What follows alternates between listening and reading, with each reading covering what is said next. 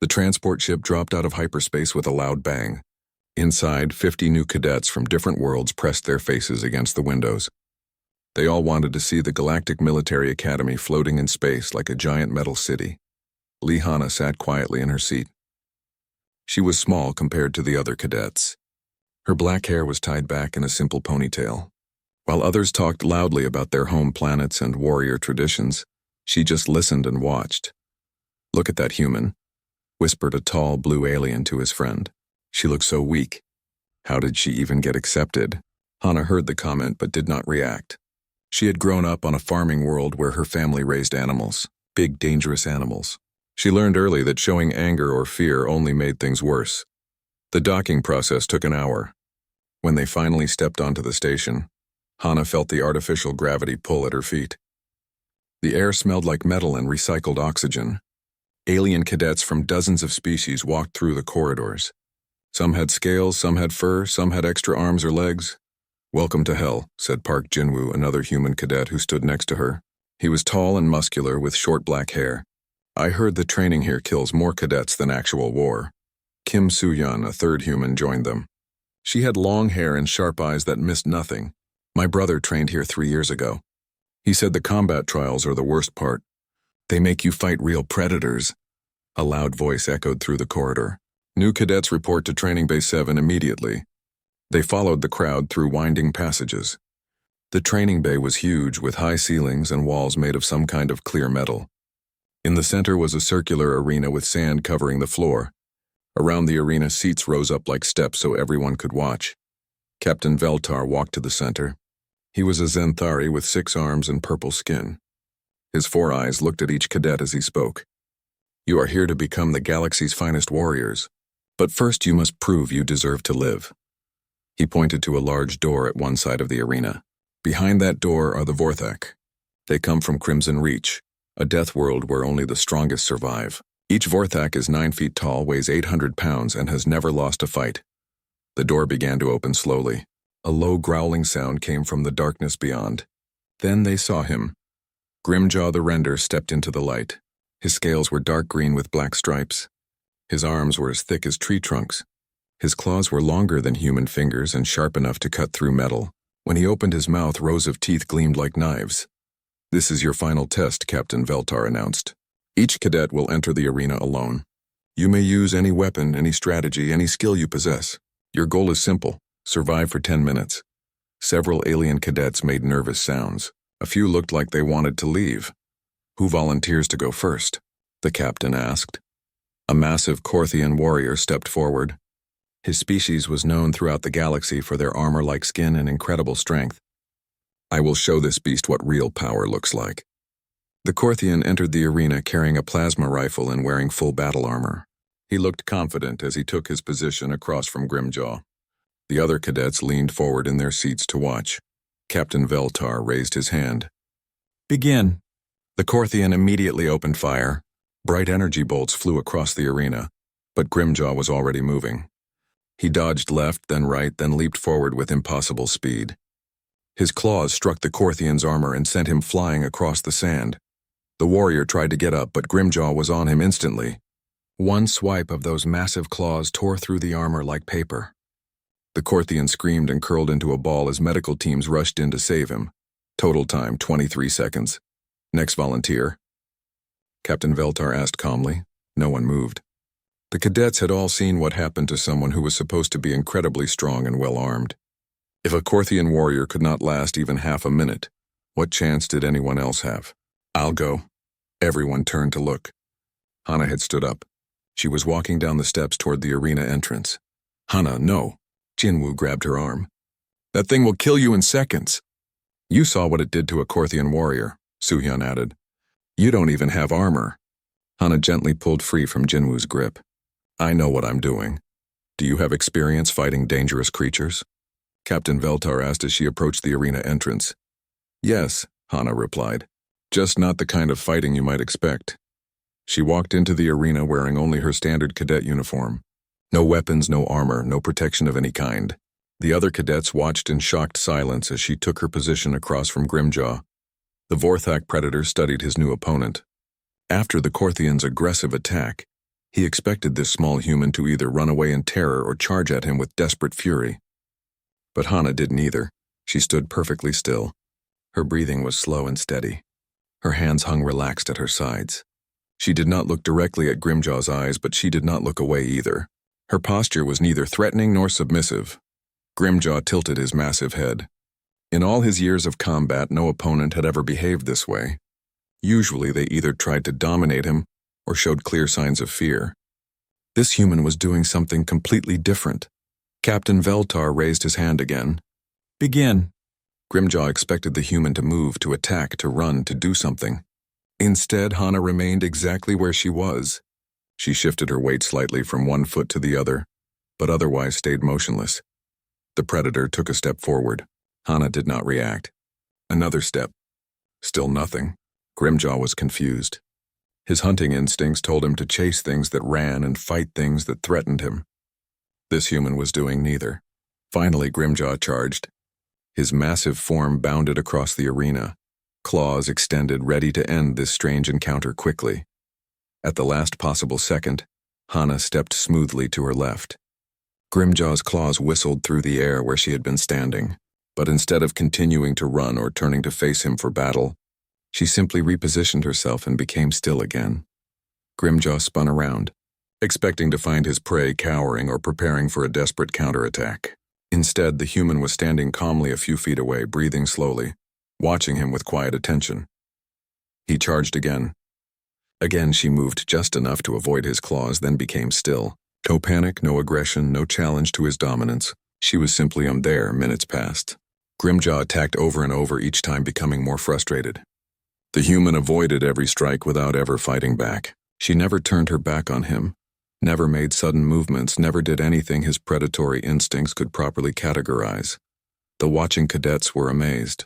Their small human classmate was not only surviving, she was doing something no one had ever seen before.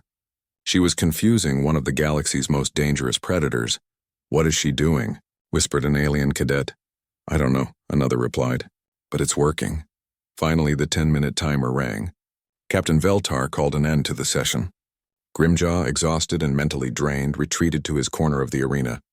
For the first time in his life, he had encountered prey that did not behave like prey. Hana walked calmly out of the arena. She was not even breathing hard. "Cadet Lee," Captain Veltar said as she passed him. "Explain what just happened." Hana looked at the captain with her calm, dark eyes. "I grew up on a farming world," she said simply. "You learned to read animals." As she rejoined her fellow human cadets, none of them noticed that Grimjaw was still watching her from across the arena. His massive head was tilted with curiosity, and for the first time anyone could remember, the apex predator looked thoughtful rather than hungry. Word spread quickly through the space station. Within hours, everyone knew about the small human who had survived 10 minutes with Grimjaw the Render. Alien cadets whispered in the corridors. Some called her lucky. Others thought she had used some kind of human technology they did not understand. Hana sat in the dining hall eating her meal quietly. Around her, conversation stopped when she passed.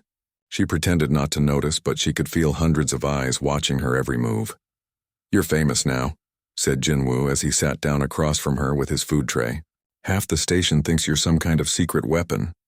The other half thinks you're crazy," added Soo-hyun, joining them at the table. "Including me. What were you thinking in there?" Before Hana could answer, Ominji approached their table. He was another human cadet, taller than the others with broad shoulders and confident eyes. His father had been a Terran Marine, and everyone expected great things from him. "Mind if I sit?" he asked. When Hana nodded, he placed his tray down and looked at her seriously. "I've been thinking about what happened in the arena. You weren't fighting that thing, were you?" "No," Hana said simply. "Then what were you doing?"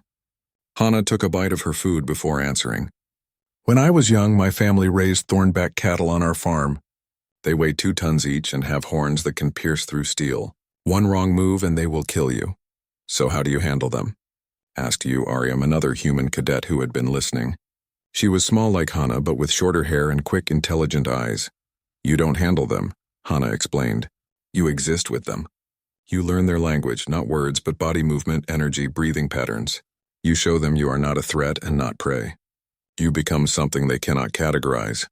Min-jae leaned forward. "And that confuses them?" It does more than confuse them. It makes them have to think instead of just react. Once they start thinking, they are no longer just following their hunting instincts. The next day brought another combat training session. This time, Captain Veltar had brought in different creatures for the cadets to face. There was a shadow maw from the tunnel worlds, a black snake-like predator with poisonous fangs. There was also a crystalback ripper, covered in sharp crystal growths that it could shoot like arrows. Today we will see if yesterday's success was skill or luck, the captain announced. Cadet Lee, you will demonstrate your techniques with these creatures. Hana entered the arena again. The other cadets watched from the seats above, many of them still not believing what they had seen the day before. The first creature released was the shadow maw. It slithered across the sand, its black body gleaming under the lights. Poisonous drool dripped from its fangs as it searched for its prey. Hana stood in the center of the arena. As the shadow maw approached, she made herself smaller by bending her knees slightly. She kept her movement slow and predictable. When the creature came close enough to strike, she did not run. Instead, she shifted her weight and turned slightly to one side. The shadow maw paused. Like Grimjaw, it was confused by prey that did not behave like prey. It circled around her looking for signs of fear or aggression. Finding neither, it became uncertain. For several minutes, predator and human moved in a careful dance. The shadow maw would approach. Hana would adjust her position calmly, and the creature would retreat to think about what to do next. Amazing, whispered an alien cadet in the stands. She's not fighting it. She's having a conversation with it. When the timer ended, the shadow maw was released back into its cage. It left without attacking, more puzzled than hungry. Next came the crystalback ripper. This creature was more aggressive than the others. It immediately began firing crystal shards at Hana, trying to wound or kill her quickly. But Hana had studied this creature too. She knew it fired in patterns based on where it thought its prey would run. Instead of dodging dramatically, she moved in small, calm steps. She positioned herself so the crystal shards passed harmlessly by. After several minutes of missing its target, the crystalback ripper stopped firing. It stared at Hana with its multiple eyes, trying to understand why its usual hunting method was not working. When that session ended, Captain Veltar looked thoughtful. Interesting. Very interesting indeed. That evening, Hana was returning to her quarters when she noticed something strange. Grimjaw was in the corridor outside her room. The massive Vorthak predator was sitting against the wall like a giant guard dog. What is he doing here? Asked Su Yun, who had been walking with her. Before Hana could answer, a maintenance worker came around the corner. He was a thin alien with gray skin and 4 arms. When he saw Grimjaw, he screamed and ran in the other direction. Grimjaw did not chase him. Instead, the predator looked at Hana as if asking for approval of his behavior. He's protecting me, Hana realized. Protecting you? From what? I don't think he knows, but something in his mind has decided I need protection. The next few days brought more strange behavior from Grimjaw. During mealtimes, he would appear in the dining hall carrying portions of raw meat. He would place them near Hana's table and then retreat to watch her eat. He's bringing you food, observed Nam Seung-ho, another human cadet who had been watching the interactions. That's what pack leaders do for members they want to protect. But she's not part of his pack, said Choi Yuna, a female human cadet with long dark hair. She's not even the same species. Maybe that doesn't matter to him, suggested Bae Dongwoo, who was studying alien psychology. Maybe he's created a new category in his mind for what she is. During training sessions, Grimjaw's behavior became even more unusual. When other cadets faced him in the arena, he fought normally, with full aggression and killing intent. But when Hana was present, even just watching from the stands, he would frequently look in her direction, as if checking that she approved of his actions. Captain Veltar noticed this too. The Vorthak has bonded with the human, he told his assistant. This is unprecedented. Vorthaks don't bond with other species. They don't bond with anyone except their own pack members. Should we separate them? The assistant asked. Not yet. I want to study this phenomenon. It could be important. Meanwhile, other human cadets began asking Hana to teach them her methods. Lee Kyungmin was the first to volunteer. Show me how to do what you do, he requested. I want to understand. Hana worked with him in the training rooms during off hours. She taught him to read body language to control his own energy, to become something predators could not easily categorize. The key is not to fight their nature, she explained. Animals hunt because they must survive. If you don't trigger their survival instincts, they have no reason to hunt you. Park Se-hoon and Song Hyun joined the informal training sessions. Slowly, more human cadets learned to apply Hana's techniques with various creatures. But late at night, when the corridors were dark and quiet, Grimjaw continued his vigil outside Hana's quarters. The apex predator had never shown protective behavior toward anyone before. His own species was confused by his actions. "What has happened to our pack leader?" the other Vorthax asked each other. "Why does he guard the small human?" They had no answer. In all their species' history, nothing like this had ever occurred. One night, Hana woke up to find Grimjaw had somehow entered her room. He was lying on the floor beside her bed like a massive scaled dog. When she sat up, he opened one yellow eye to look at her, then closed it again contentedly. "You can't stay here," she whispered to him. "People will think it's strange." But Grimjaw just made a low rumbling sound that might have been contentment. For the first time in his life, the galaxy's most feared predator felt truly at peace, and he had no intention of leaving the side of the small human who had somehow become the most important thing in his world. News of Hana's success traveled beyond the training station. Within a week, transport ships arrived carrying military observers from dozens of worlds. They all wanted to study the human anomaly, the small human who could make apex predators behave like pets. Admiral Kes Vorthak was among the observers. He was a member of Grimjaw's own species, but older and larger. His scales had turned silver with age, and scars covered his massive arms from countless battles. He commanded the Vorthak military fleet and had never seen anything like what was happening on the training station. "This is impossible," he told Captain Veltar as they watched video recordings of Hana's sessions. "Vorthaks do not form bonds with prey species. We eat them." "Yet the evidence is clear," Captain Veltar replied. "Grimjaw has adopted protective behaviors toward the human. He brings her food, guards her quarters, and positions himself between her and any perceived threats." Admiral Vorthak's 4 eyes narrowed.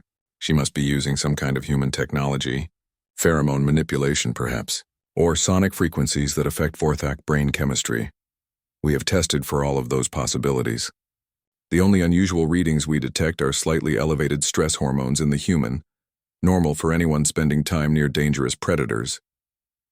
The Admiral decided to observe directly. The next day, he attended a training session where Hana worked with several different alien creatures. He watched carefully as she approached a tunnel razor beast, a creature so aggressive that it attacked its own reflection. The razor beast charged immediately, its razor-sharp claws extended. But as it got close to Hana, something strange happened. She made herself smaller, turned slightly to one side, and breathed in a slow, steady rhythm. The creature's charge slowed, then stopped entirely. For the next 10 minutes, the razor beast circled Hana uncertainly. It wanted to attack. Its nature demanded it. But something about her behavior prevented its hunting instincts from fully engaging. When the session ended, the creature was led away more confused than satisfied. "Impossible," Admiral Vorthak muttered. But the real test came when Grimjaw entered the arena. The moment he saw Hana, his entire posture changed. Instead of the predatory stance he used with everyone else, he approached her with his head lowered and his movements gentle. When he reached her, he did something that made every observer gasp. He nuzzled her shoulder with his massive head, making soft rumbling sounds of contentment. "Pack bonding behavior," whispered a Vorthak scientist who was recording everything. "But that's reserved for cubs and mates." "She is neither," Admiral Vorthak said grimly. After the demonstration, the Admiral demanded to speak with Hana privately.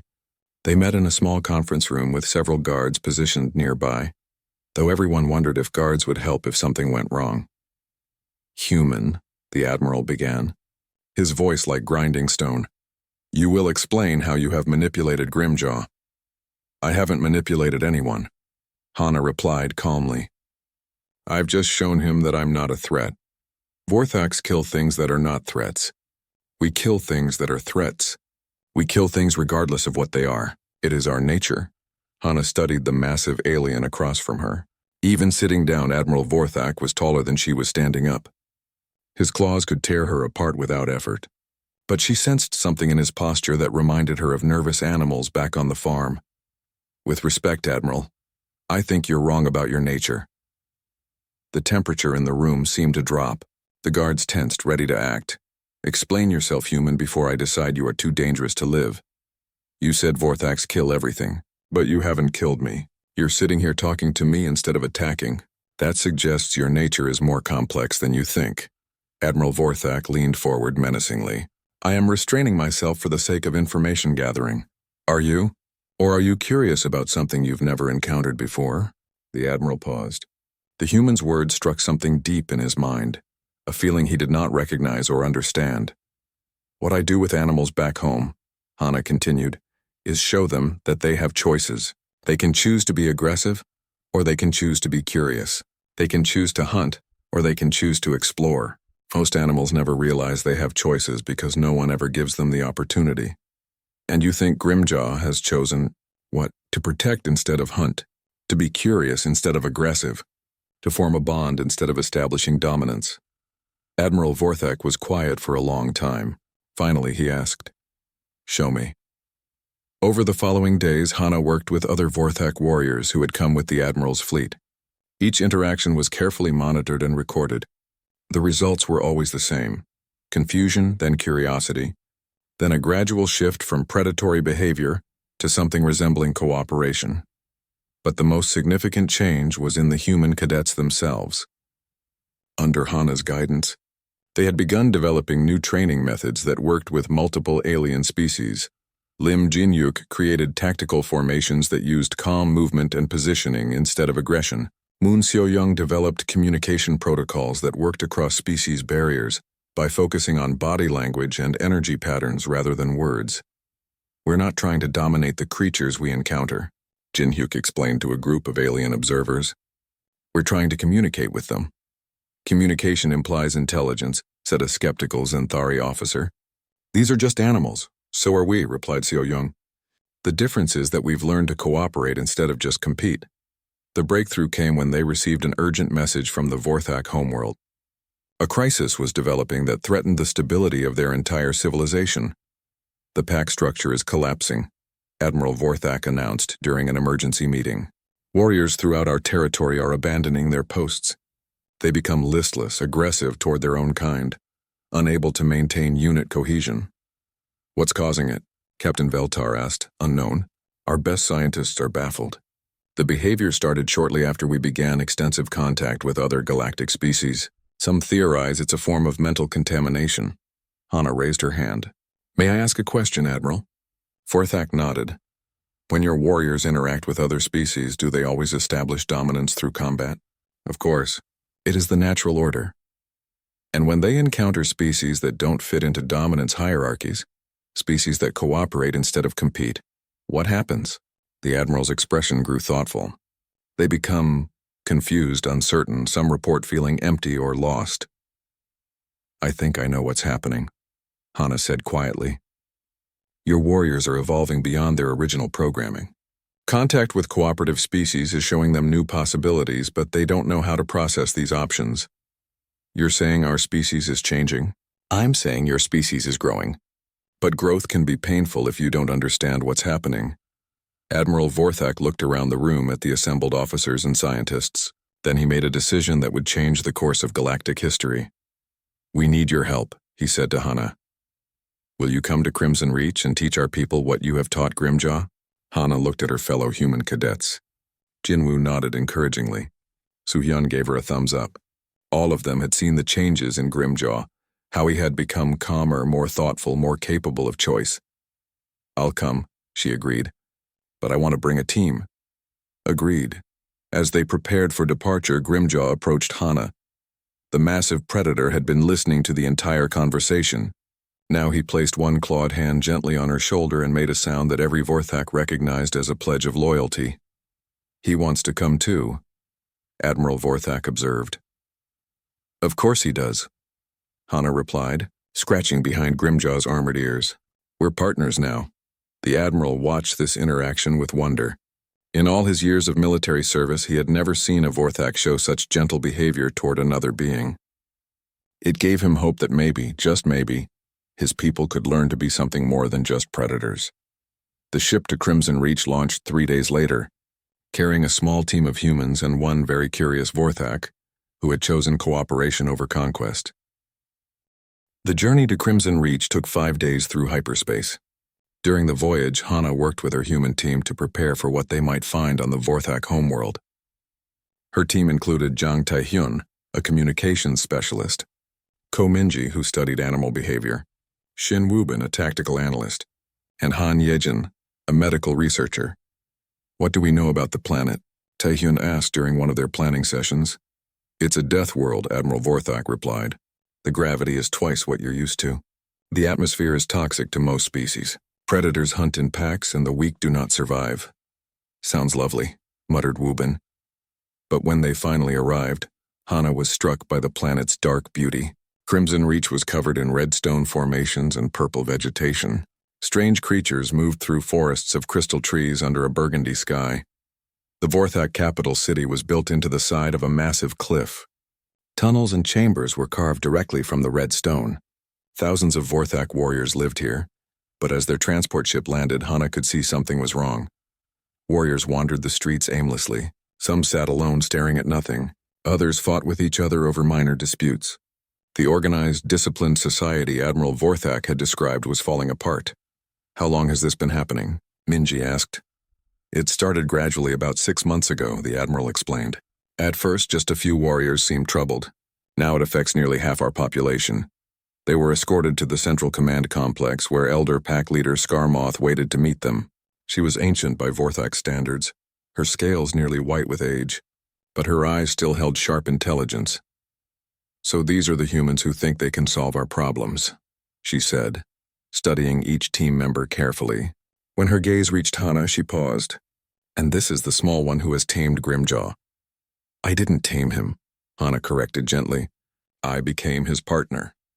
"Show me the difference."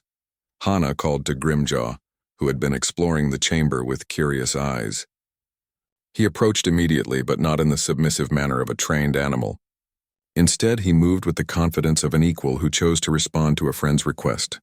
"Grimjaw," Hana said softly. "This is Elder Skarmoth. She leads your people." The massive predator studied the elder for a moment, then performed a gesture Hana had never seen before. He lowered his head slightly and made a rumbling sound that seemed respectful, rather than submissive. "Interesting," Skarmoth murmured. "He acknowledges my authority but does not surrender his own will." "How is this possible?" "Because he knows he has choices," Hana explained.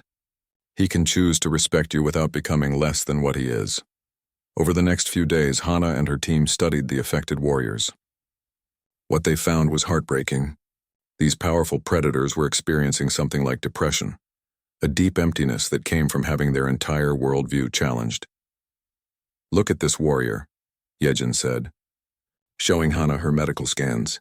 "His brain chemistry shows signs of severe confusion.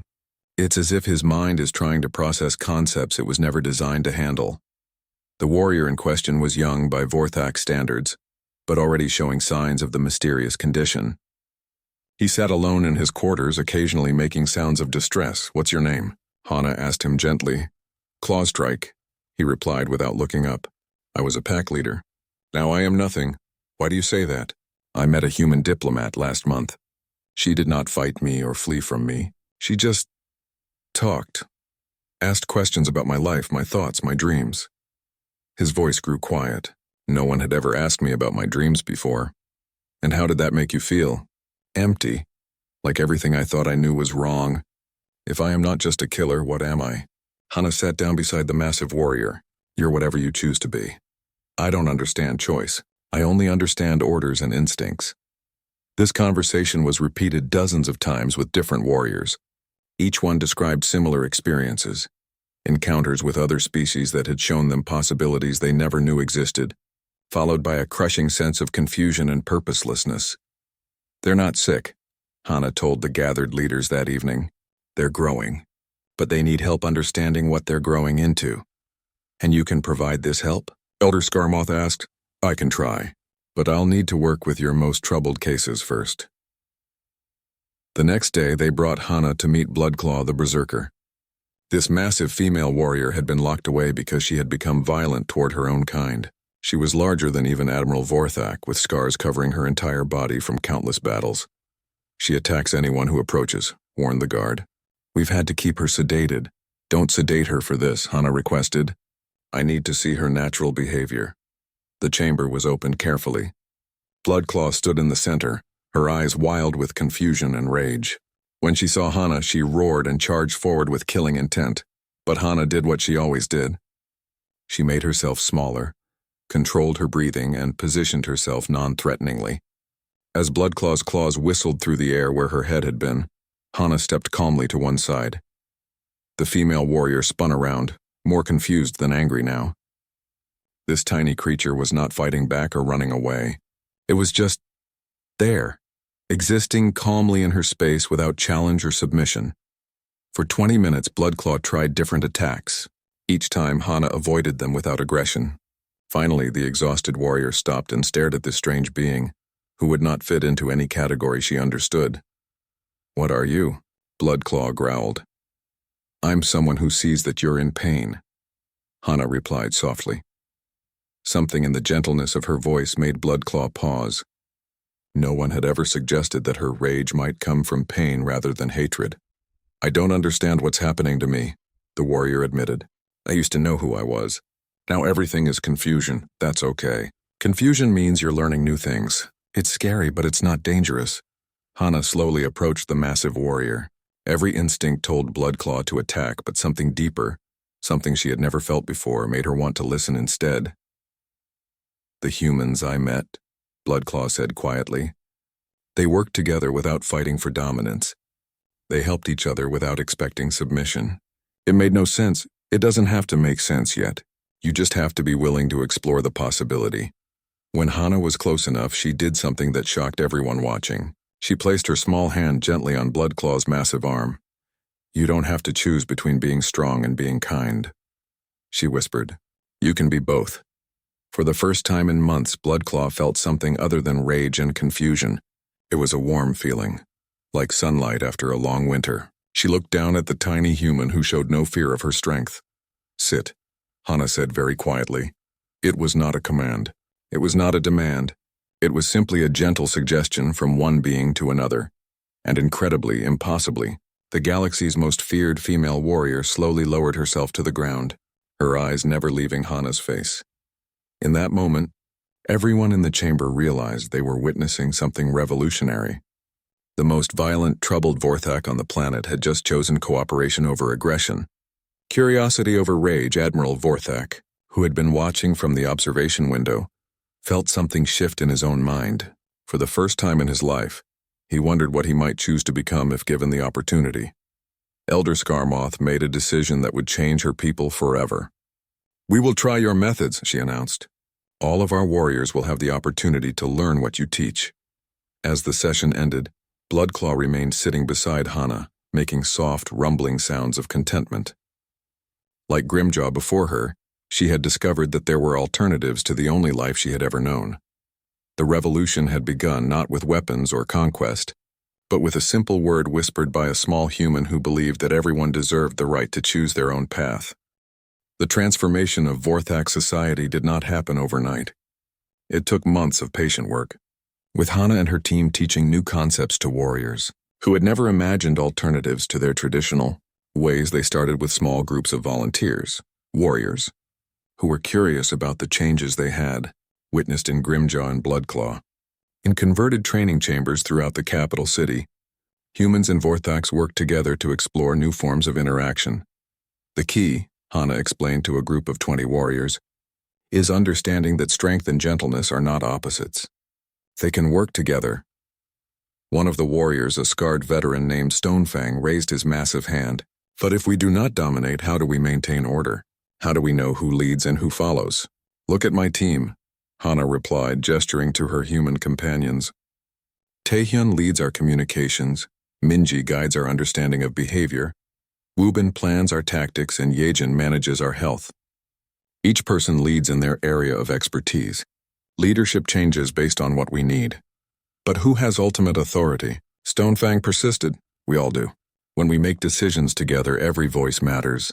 This concept was difficult for Vorthaks to grasp. Their entire social structure had been built on clear hierarchies of dominance. But as the days passed, some warriors began to experiment with cooperative approaches. The real breakthrough came when they encountered their first major crisis. A massive storm system was approaching the capital city, one that could cause serious damage to the cliffside structures. Traditionally, the Elder would give orders, pack leaders would enforce them, and lower-ranking warriors would obey without question. But this time was different. Elder Skarmoth called for suggestions from anyone who had ideas about how to protect the city. "The tunnels in the eastern district are vulnerable," reported one young warrior, "but if we work together, we can reinforce them before the storm hits." "I know the weather patterns," said another. "If we position barriers at specific points, we can redirect the worst winds." For the first time in Vorthak history, warriors from different ranks worked side by side as equals, each contributing their unique knowledge and skills. When the storm finally hit, the city suffered minimal damage because everyone had participated in its protection. "This is impossible," Admiral Vorthak told Elder Skarmoth as they surveyed the successful storm preparations. "Lower ranks do not give orders to higher ranks." "They were not giving orders," the Elder replied thoughtfully. "They were sharing knowledge. There is a difference." Meanwhile, Hana was working with the most difficult cases, warriors whose confusion had led to violence or complete withdrawal. Each one required a different approach, but the basic principle remained the same. Show them they had choices beyond what they had always known. Grimjaw and Bloodclaw became her assistants in this work. Other troubled warriors could see that these two had found peace and purpose through cooperation rather than domination. Their example was more powerful than any words. "How do you do it?" a young female warrior asked Bloodclaw during one session. "How do you stay strong while being gentle?" "Strength is not about hurting others," Bloodclaw replied, her voice much calmer than it had been before meeting Hana. "Strength is about choosing how to use your power. I choose to protect instead of destroy." As word of these changes spread throughout Vorthak territory, some warriors resisted. They saw cooperation as weakness and demanded a return to traditional ways. This led to conflicts within the military ranks. "We are losing our identity," declared Commander Ragestrike during a heated council meeting. "Vorthaks are predators. We conquer and dominate. This human influence is making us soft." "Are Grimjaw and Bloodclaw soft?" Elder Skarmoth asked calmly. Everyone knew the answer. Both warriors were as physically powerful as ever, perhaps more so because they no longer wasted energy on internal conflicts and confusion. "They have not become weak," the Elder continued. "They have become complete." The final test came when reports arrived of a new threat. Pirates were attacking Vorthak trading vessels, using advanced technology that overwhelmed traditional combat responses. Under the old system, the military would have responded with massive force, likely causing as much damage to themselves as to the enemy. But now they had new options. Hana worked with Vorthak tactical planners to develop strategies that combined their natural fighting abilities with cooperative techniques. Instead of each ship fighting alone, Wubin explained during the planning session, they can coordinate their movements, share information instantly, and adapt their tactics based on what each captain observes. "The pirates expect us to attack in predictable patterns," added Taehyun, "but if we use flexible communication and shared decision-making, we can respond faster than they can adapt." The mission was assigned to a mixed unit of traditional warriors and those trained in cooperative methods. Admiral Vorthak led personally, with Hana and Grimjaw accompanying as advisors. The battle was unlike anything in Vorthak military history. Instead of individual ships charging into combat, the fleet moved as a coordinated unit. Captains shared information constantly, adjusted their positions based on real-time intelligence, and supported each other without needing direct orders from above. The pirates, expecting traditional Vorthak tactics, found themselves overwhelmed by opponents who could adapt faster than their computers could calculate new responses. The battle was won with minimal Vorthak casualties and maximum efficiency. "How is this possible?" one of the captured pirate leaders asked Admiral Vorthak. "Vorthaks don't fight like this. You're supposed to be predictable." "We were," the Admiral admitted, "but we learned to choose a better way." When they returned to Crimson Reach, the success of the mission convinced even the most skeptical warriors that cooperation could enhance rather than replace their natural strengths. Months later, the transformation was complete. Vorthak society had evolved into something unprecedented in galactic history. A warrior culture based on choice rather than compulsion. Cooperation rather than domination. Hana stood in the great assembly chamber, watching as warriors from across the planet gathered to discuss new policies and procedures. Decisions were made through consensus with every voice valued regardless of rank or status. "You have given us the greatest gift possible," Elder Skarmoth told her. "You have shown us that we can choose who we become." "You always had that ability," Hana replied. "You just needed someone to point it out." Grimjaw approached as he always did when Hana was nearby. But now he was accompanied by dozens of other Vorthak warriors who had learned to see him not as their superior or subordinate, but as their partner in building a better future. "What happens now?" asked Bloodclaw, who had become a leader in teaching other troubled warriors. "Now we share what we've learned," Hana said.